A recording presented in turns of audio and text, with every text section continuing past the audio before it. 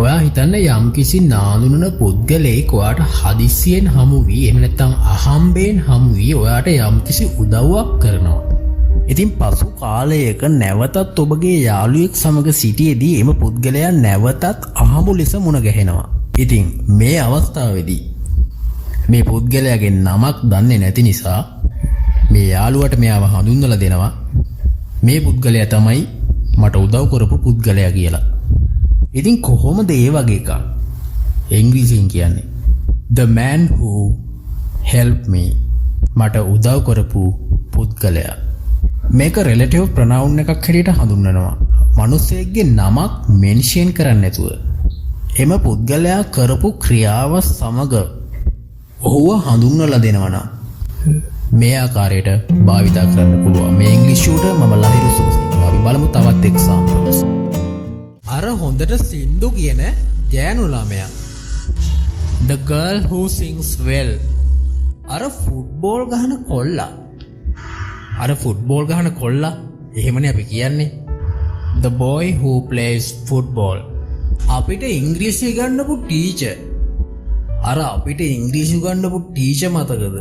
The teacher who taught us English. ආසල් වැසියා. The man who lives next door. Harry Potter. The boy who lived. වගේම යම්කිසි පුද්ගලයෙකුගේ සම්බන්ධකමක් ගැන කියනවා නම් ඒක කියන්නේ මෙන්න මේ විදියට. සිරිපාලගේ දුව.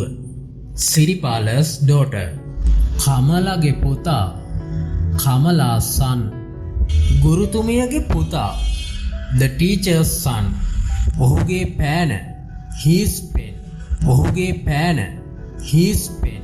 මේ he is pen එහෙම නෙමෙයි. He is pen කිව්වොත් ඔහු පෑන වේ. His pen. ඔහුගේ පෑන. වැඩි කතාවක් නැතුව what යොදා වාක්‍යයක් කියන්නේ කොහොමද කියලා බලමුද? What you ask. ඔයා අහපු දේ. What I say. මම කියන දේ. I don't care what people think. මට වැඩක් නැහැ මිනිස්සු හිතන දේ. What you knew. ඔයා දැනගෙන හිටපු දේ. What you make. ඔයා නිර්මාණය කරපු දේ. The life is what you make.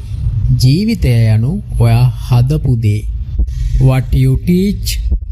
ඔයා උගන්වපු දේ. What you learn. ඔබ ඉගෙන ගත්ත දේ. ඉතින් මේක කෙටි පාඩමක් මට ඔයාලට කියලා දෙන්න හිතුණා. ඒ වගේම කතනයට අවශ්‍යම පාඩමක්. ඉතින් මගේ channel එකත් එක්ක රැඳිලා ඉන්න. ගිහලා එන්න සුබ දවසක්.